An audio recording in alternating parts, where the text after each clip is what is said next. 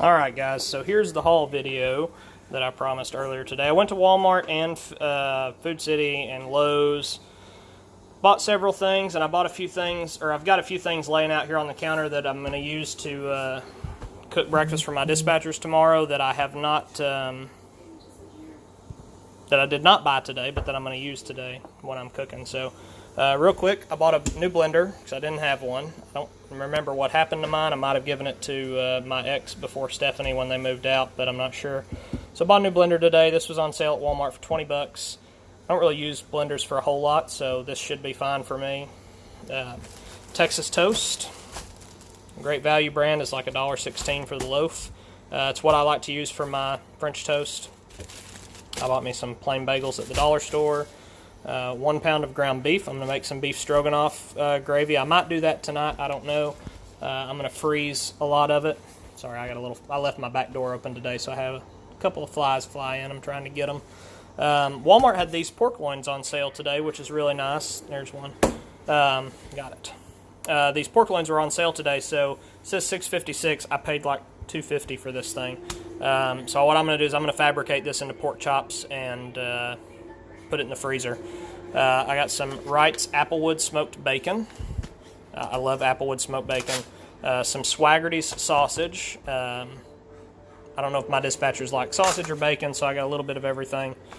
This is some bacon I already had in the fridge that needs to be cooked this week. Excuse me. This is Conecuh sausage. If you've never had it, you need to try it. I like the original the best. This is great on the barbecue grill. I like to slice mine on the bias and saute it in a pan, and I will show you guys that in the morning. I'm going to do partial cooking with me video on this video, and then in the morning I will record the rest. Just some plain frozen hash browns. Like I said, not going too fancy tomorrow. It's still a work day. I've still got a lot of work to do. Eggs for the batter and for scrambled eggs. This is 2% milk and heavy whipping cream. Forgot I had this one in the refrigerator, so I'm going to use what's left in here, and then I'll start using this. Some cream cheese, the spreadable whipped kind. I'm going to leave this out to get to room temperature. That's for the stuffing for the French toast. Some cheese for the eggs. Sour cream for the beef stroganoff. Ignore my cabinets. They are in terrible shape. I've not organized them in a long time. That stroganoff that I'm making, I use cream of chicken and cream of mushroom soup. This is what my dad and I would call like cheap hillbilly stroganoff. I can make it the real way too, with beef tips and a fresh chicken breast and fresh portobello mushrooms and heavy whipping cream and all that stuff. Berry medley. So I will grind a bag of that up in the blender later with some sugar and a little bit of fruit juice or something, and turn that into a nice thick syrup to put over the French toast tomorrow. I've got my sugar out. I've got my amaretto liqueur out. So this amaretto liqueur goes in my French toast batter, and that's what I'm going to make for you guys tonight and show you. It's also going to have some cinnamon in it, a little bit of vanilla extract, and then the stuffing for the French toast is the berry medley with some cream cheese spread. So it's heavy, but it's also really light and refreshing, and tastes really good in my opinion. And I've not had any complaints off of it yet, other than the fact that it's too filling for some people. When I went to Lowe's, I got some of this, the Fiba tape. There we go. This is for drywall joints, and I'll take you into my bathroom here in a few minutes and show you the joint that my landlord and I put in a while back that I'm going to finish up. And like I said, we're going to be painting ceilings at some point in the next couple of days, and you can see here I've got one tear right there by that light switch, so I'm going to putty that up tonight maybe. I got some dry deck spackling. I like this because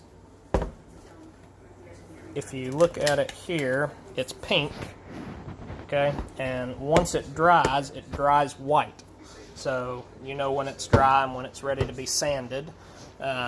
I bought a pack of these duster refills today too. I've already used 2 of them, cleaning my kitchen and stuff. I bought one of these, sanding sponges, okay? So it also goes along with the Fiba tape, so you've got a rough side and a soft side, so you can kind of do a wet, dry sand, which is nice, all in one. 2 drywall patches. I've got a small hole in the bathroom that I'll show you, and a bigger hole in my hallway closet where I dinged it with a bed frame that I need to fix. And find of the day for me, Valspar signature paint interior. So what I'm going to do is, you see the jambs on my cabinet, or the jamb facings, cabinet facings.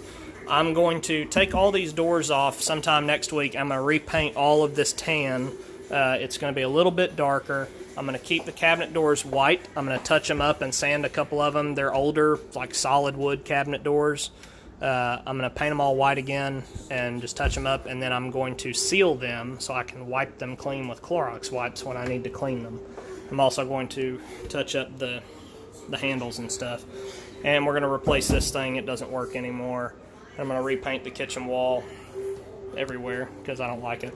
It's the one room in the house that I've probably neglected the most in terms of the remodel. But we put this floor down. The floor was god-awful in here. I bought that table for in here. I wrap that glass insert sometimes with a piece of fabric from Walmart or something and change it up during the seasons to make it look nice. I need to go find something kind of fall-themed and put on there.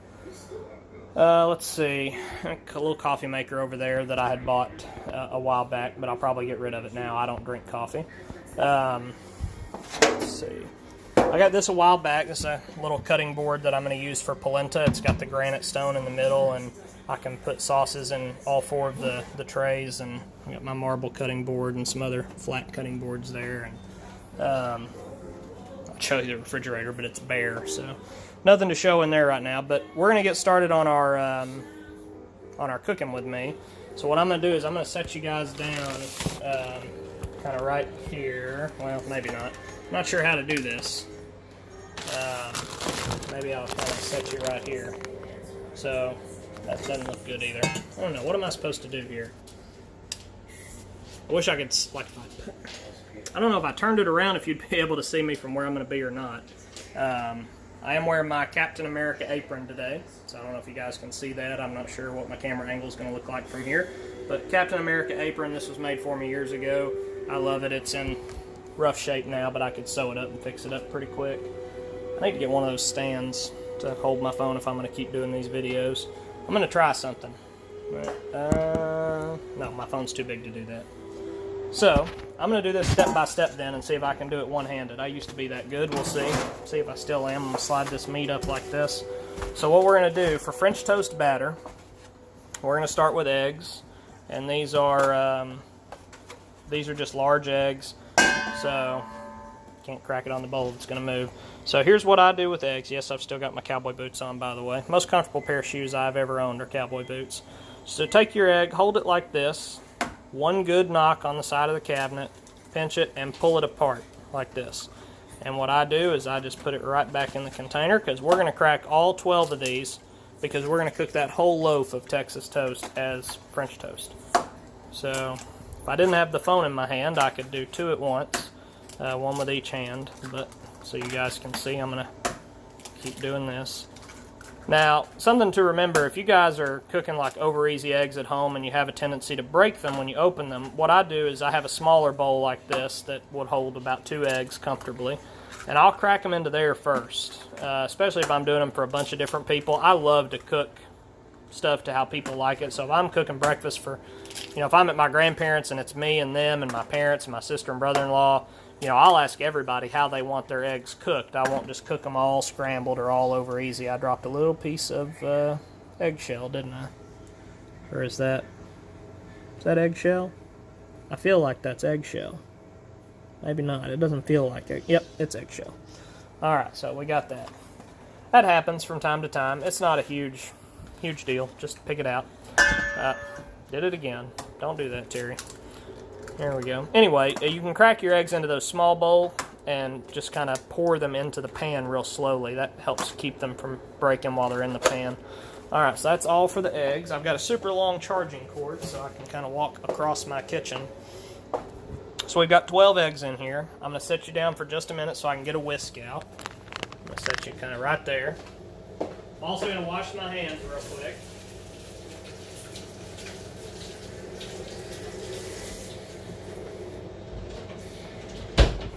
Grab myself a little hand towel. For you guys that have seen any of my other cooking videos on Stephanie's channel, when when we were together, I like to keep a cooking towel on my shoulder. It helps to have one for me. As long as you're only using it when your hands are clean, it's okay. So I'm going to set this aside for just a second here, and we're going to get out our heavy whipping cream. And it really needs to be heavy whipping cream for this. Don't use half and half. Don't let anybody talk you into using half and half. Just take it from me. We're going to shake it up really good. And we're going to open that up. And so, this is going to sound really stupid, but here's how I measure my milk or cream and eggs. I'll dump it in until it kind of, you see how it started to puddle out at the sides from where I was pouring it? That kind of tells me that's my stopping point. It doesn't always work out. Sometimes I have to add more to it, but that's okay. Let's see. I should have a whisk in here. Boom. So, see just how good I am. So we're going to whisk this. And what we want to do is we want to kind of hit the side of that pan. And see how the pan's rotating? I mean, that actually works to our benefit. Or the pan, the bowl. The bowl is rotating. We want to make sure we pull it back over the center of the counter. And it's good to see that dark streak of yellow. That means you're breaking more yolks.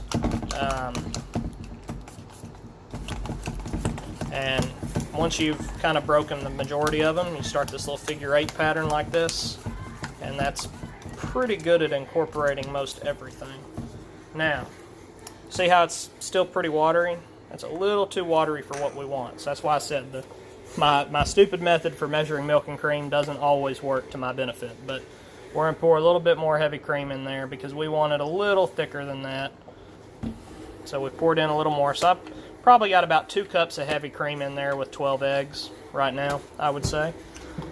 And we're just going to figure 8 whisk that. And just kind of give it a quick stir around and then reverse it. Now that's a little thicker, and it's going to thicken more when we put the sugar and stuff in. Now, amaretto liqueur. I love this brand of amaretto. I've been using it for years. Could not open that one-handed. I only cook with it. I don't drink it. I don't even use it as a mixer if I'm going to have a drink somewhere. I don't like amaretto to drink, but I love the flavor. I'm going to pour that in. And again, I pour that in normally until it pops up, and you can see it just a little bit there. But, because it will thin out your mix a little bit, but it adds a really nice almond type flavor, and I wish you guys could smell it. I love the smell of this. Once I mix it with the eggs and the milk, it mellows out quite a bit, because amaretto can be harsh by itself, in my opinion.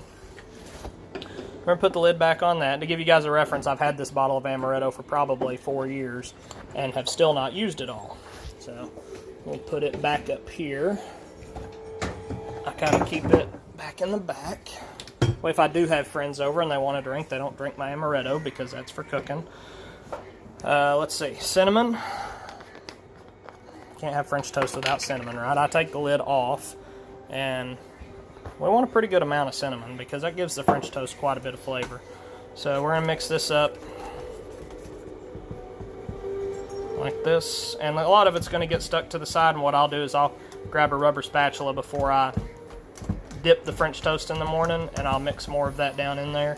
But for tonight, just for show purposes, this is about what you want your batter to look like. But again, it's going to have all of this extra cinnamon in there as well. And then we're going to put about 5 drops, maybe about half a teaspoon of vanilla extract in there. I said 5 drops. Half a teaspoon is more than 5 drops. But put that in there. Put this back in. This is my makeshift spice cabinet right now. I've got one of those divider racks that I'm going to put in there when I finish redoing the kitchen. And I tend to be a little OCD. Like, this is my more organized cabinet out of all of them, but I tend to be a little OCD of how I put stuff away. So I'm going to mix this up now with the vanilla extract. And for me, it's always been important. So, you know, you've heard me say in another video before that every step of your cooking, you should season your food. I mean, like when you're breading your fish or chicken or something like that, season the first batch of flour, season the egg wash, season the breadcrumbs and flour, or whatever your final step is, and mix it at each step too. So you know, we're not turning this into hollandaise, so we're not going to overbeat these eggs. We're going to put the lid on our cinnamon and put it in the cabinet there. Now the sugar, this is something that I just kind of eyeball, but I would say if I had to put a number on it, I'd say we're going to put about 1.5 cups of sugar in here. So we're just going to dump that in kind of like that. And we're just going to kind of straight up and down motion around the edge of the bowl until the sugar stops coming to the surface. And some of that's going to settle tonight, and we'll remix it in the morning. But, you know, so now we get this kind of frothy look, and that's kind of what we want. It's thicker underneath, which is good. You know, we can see it coming up to the edge of the bowl. So that's good, and we're going to refrigerate this overnight. You can make this fresh in the morning, too. I just had some free time tonight, had some energy, and I thought, you know what, I'll do a small cooking video for these guys tonight. So we're going to put this into the counter.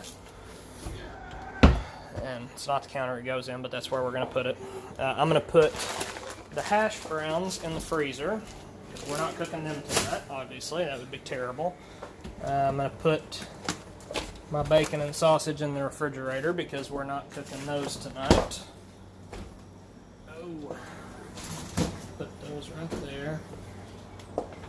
But we are I'm gonna go ahead and cook this beef stroganoff gravy tonight, and I'll eat a little bit of it for dinner, and the rest of it I'll put in my freezer. But we're gonna put the French toast mix. I'll set you guys down for just a second on the egg carton there. So interesting view.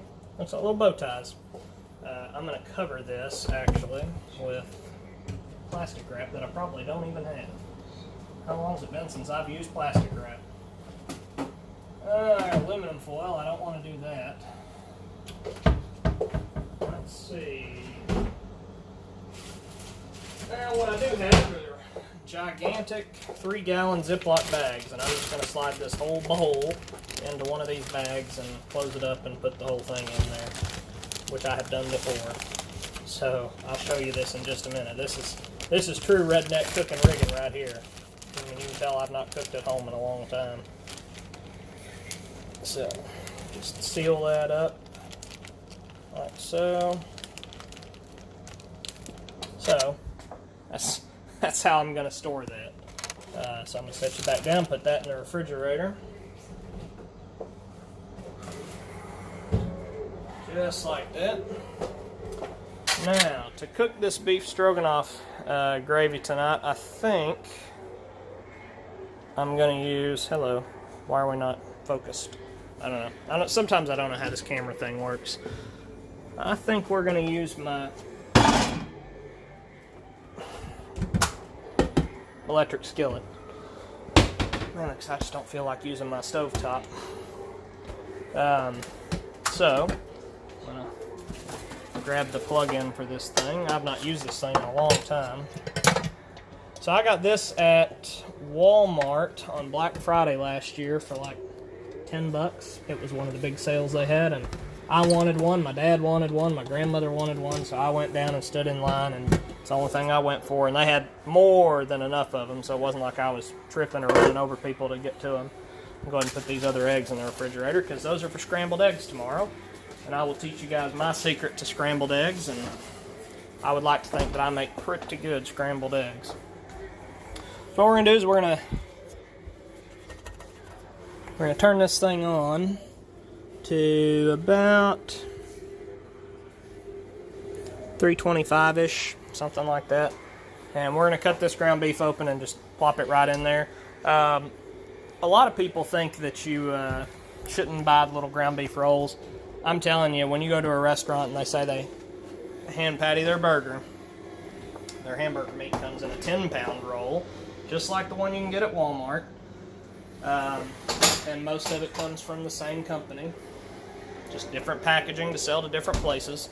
I'm going to put one of these in the freezer. I like to eat that same fruit medley with my oatmeal when I make oatmeal in the mornings. So, but what we're going to do, we've got our hamburger beef, we've got our cream of chicken and cream of mushroom soup. That pan is already getting hot. It's what I love about it. So I'm going to set you down for just a second, open this stuff up.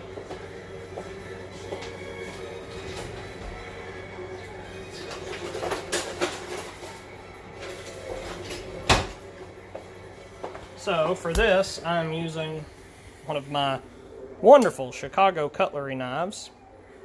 Yeah. So got this knife donated to me from a guy who used to work for them, or used to work for Pyrex or something like that. And, remember what I've told you before about your knives. It's not about the brand of knife, it's about how you take care of it. So we'll open that up, and we are gonna just kind of squeeze this out like a tube of toothpaste right here into the pan, and you can hear that sear, which is good. I like that. I don't know if y'all were there for that cooking video that I did once before. That sound that you're hearing, and the browning of the meat, that is called the Maillard effect, is the scientific term for the browning of meat. So just an interesting, useless fact of trivia for you. If you go to a trivia night and somebody asks you, what is the Maillard effect, you'll know. So let's squeeze out the rest of those little bits and pieces there. So I'll do that, and then we'll turn it down a little bit. I forgot how good and hot this thing gets, so I'm going to turn that down to about 275. And we're going to put the top on it for a minute, just like that. And while we're doing that, I'm going to pull out a cutting board. This one right here will do just fine. I'll set you down here for just a second here. And what we're going to do is we're going to cut those pork chops up and go ahead and fabricate that down and put those into plastic bags and put them in the freezer. And for this, I'm using this King Star knife that I got at that treasure hunt store. I got this for $2. It's been a great little knife so far. Put you back down for just a minute. It's been a great little knife so far. I enjoy it. It's there went my charger. It's done everything I need it to do and more, and it's stayed pretty well sharp for the most part. So I'm going to cut this pork loin open and drain the excess juice into the kitchen sink real quick.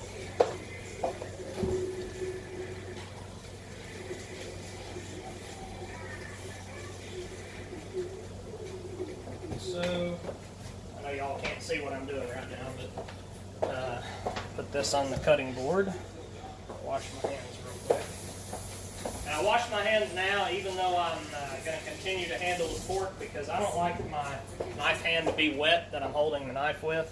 I don't care if the other hand is wet. A lot of times your produce or your meat is damp, so that's not a bad deal. Take the top off of that hamburger meat real quick, and so I've got my pork loin out now.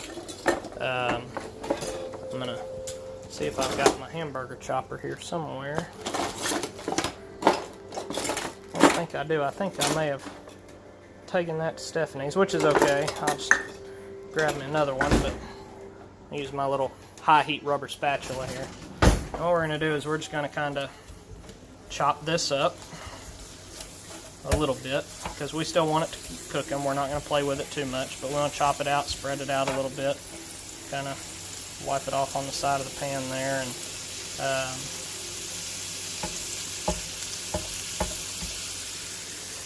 put that back there for now. Put our top back on there. So Lady's already sitting here at my feet waiting for scraps to fall. Now what I'm going to do here is the smaller side of this, I'm going to score this for you so you can see what I'm going to do, and then I'm just going to do it and show you the end result.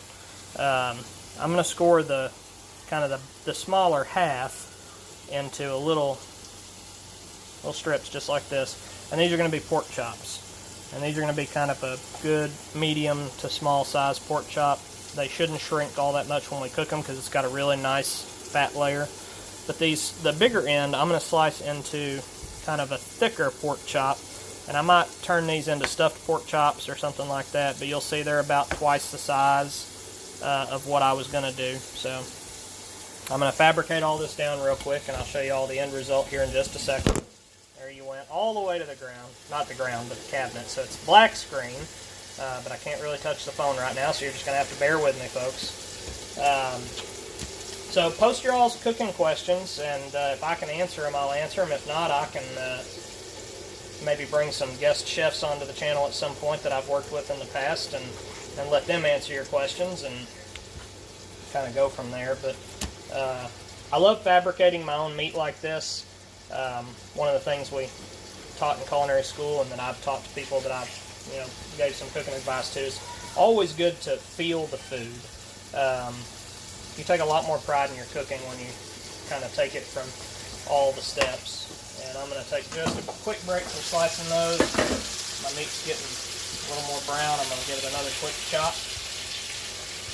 And forgot to tell y'all, I put a little bit of salt and a little bit of pepper on this hamburger meat. Not a whole lot, because when you're using canned soup and you're doing it this way and sour cream, you already get a lot of added sodium from that stuff. And stroganoff's not really anything to me that should be overly peppered.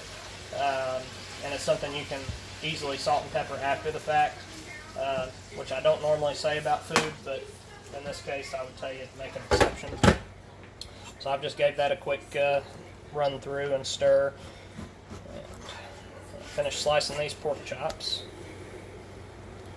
And the scoring really helps too. Even if I wasn't doing it for you guys on camera, I still would have scored it, because once you start to slice into these pork loins and you start pushing it back together, it can be hard to keep track of where you wanted to cut. But if you slice just enough into that fat layer and you can find those lines again, you can make a pretty good, solid, even cut. And we are almost done with that part. The other reason I like to keep a dry hand is once I cut these, even though my left hand is going to be wet with raw pork, I can still pick up the phone now with my right hand and show you the finished result, and then I'll go wash my hands. This knife could use a little bit of time on the steel. I need to get a new steel so I can kind of run my knives across it. But and the end piece is always going to be a little funky on one end, but that's okay. So I've ended up with 5 good big chops and 2, 4, 6, 7 smaller chops. So that's good, especially for me, since it's just me at the house. It's not, this will last me quite a while, unless I'm entertaining, which I do like to do. And once I get the house looking better, I'm going to do a little more of that. So these are the thinner ones. You'll notice they're about the thickness of my thumb on the bottom and a little thinner than that on the top. But I also have huge hands, so don't let that scare you. So I got about 7 of those, which is good. Bigger ones, you'll notice, much wider than my thumb, really thick, nice pork chops. These I will probably turn into some sort of stuffed pork chop. I don't know what I'll stuff them with yet. Maybe I'll make a trout stuffing or a crab stuffing or portobello mushroom stuffing. I've not made that in a while. I'll probably do that actually, because I love that. Portobellos and goat cheese and or some Boursin cheese and some breadcrumbs, and that's what I'm going to do. I've made up my mind. So I'm going to put y'all down, wash my hands real quick, and check on our hamburger meat.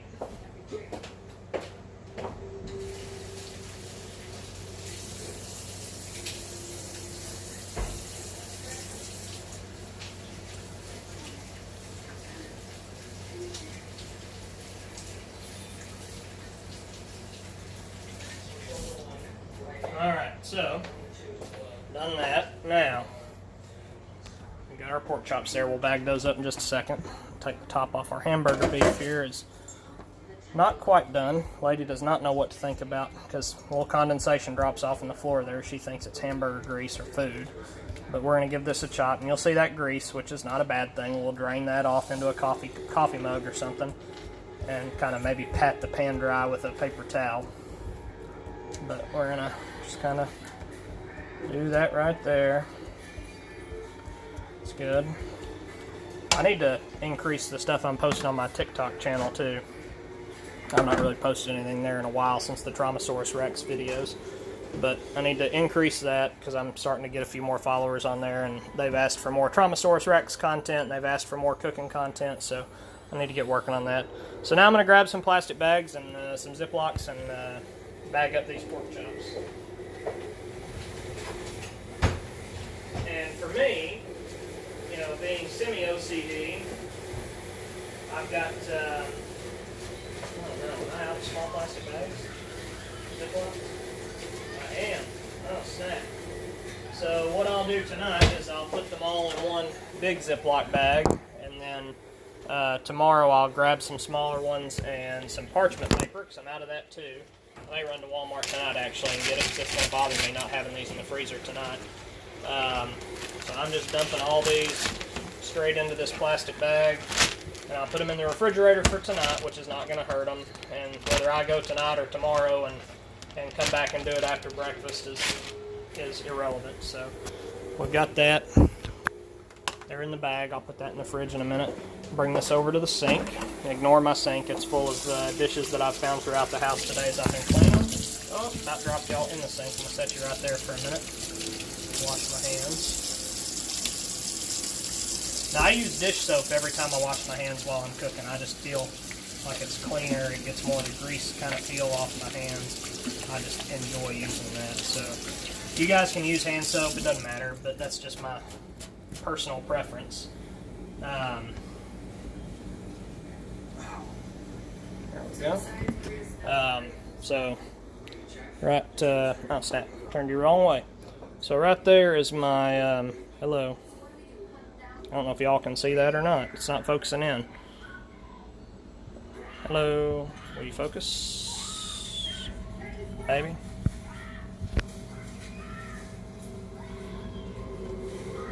I don't know.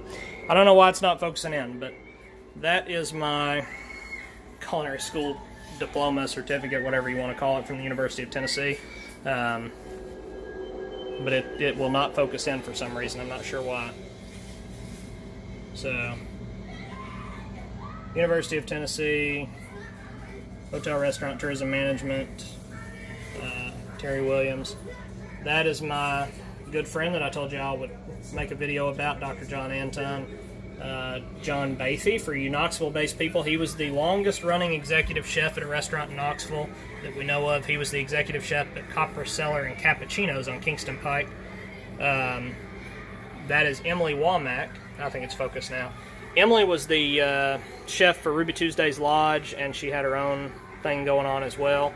Angie Berberick, she was... I don't remember where Angie worked full-time. She's a fantastic chef. She taught our vegetable class and something else. Donetta Poisson, she's now the director of the HRT department at a college in Georgia, I believe. Jerry Gardner is opening up a new restaurant in 4 or 5 days.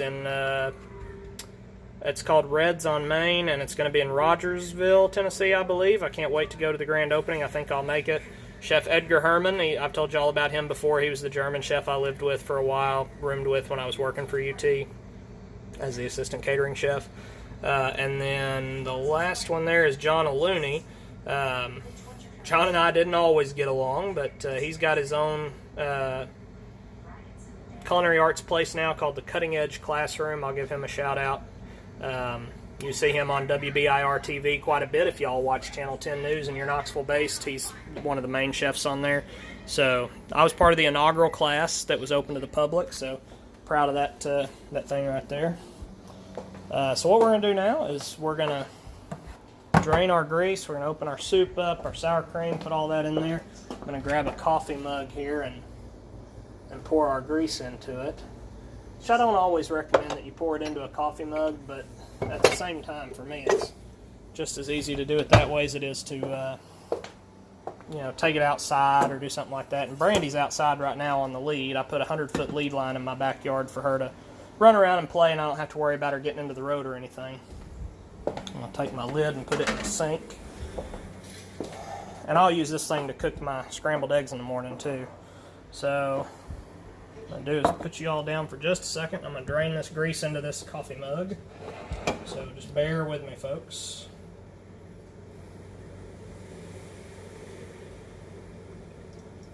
Just like this. I know y'all can't see what I'm doing. I'm talking to myself, but I drain the majority of it, and then what I'll do is I'll kind of push that hamburger meat back with my rubber spatula and just kind of hold on to the edge of the pan where it's not hot to hold the beef back, and I'll drain the rest of it. If you're not familiar with how to do it this way, don't try it. Okay, it can be dangerous. You can splash the meat into the grease and splash it onto yourself. You can spill your meat all over the counter, which I've done before. And what I'm going to do is I'm going to keep holding that pan at an angle and kind of scoot all my beef back to the back edge, and then I'll grab a paper towel and just dab up what's left. That's why I always keep rolled paper towels on the counter. Easy to reach, easy to use. So I'll do that right now.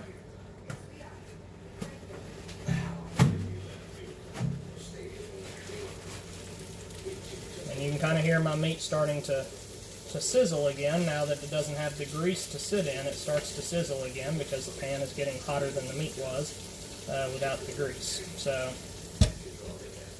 I've drained off as much of the grease as I want to. I want there to be a little bit left, not a whole lot. Throw that in the trash.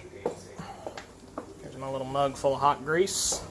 Set that over by the sink, and when it solidifies, I'll just run it over with a rubber spatula or rubber knife and just plop it right into the trash can. So we've got our meat done. What we're going to do is we're going to open up 1 can of cream of chicken, 1 can of cream of mushroom soup. Again, this is for the hillbilly style, what I would call lazy man stroganoff. And down to the counter we go again. I'm sorry, folks. I will get a camera holder or something, I promise, eventually. So we're going to dump this right in there. And if you leave it sitting out on the counter while you're cooking, you know, the residual heat from your appliances will heat up the soup enough to where it just slides right out. And we're going to open up this one. I find it really incredible how long it took us to come up with certain ideas for cooking, like, you know, about can openers and stuff, about, you know, how much easier would it be to make everything a pop top like a can of Coke. Cream of chicken did not heat up like I thought. Oh, there we go. So got that in there, and we will put those in the garbage just like that. Now we're going to give this a quick stir. Okay. This is comfort food for me. So this was one of mine and my dad's absolute favorite things to eat. It was one of the first things he taught me how to make. My sister loved it. My mom kind of tolerated it. I think she got burnt out on it pretty quick. But we're going to give that a quick stir and kind of incorporate all the beef into it. Like so.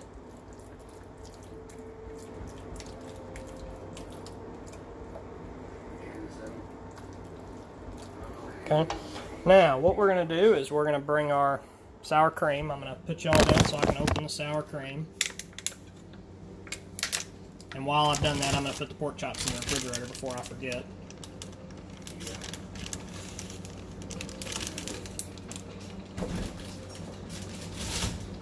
Alright, pork chops are in the fridge. Sour cream. Get that opened up. What I'm going to do is put about half of this 8-ounce tub of sour cream, so about 4 ounces of sour cream for this.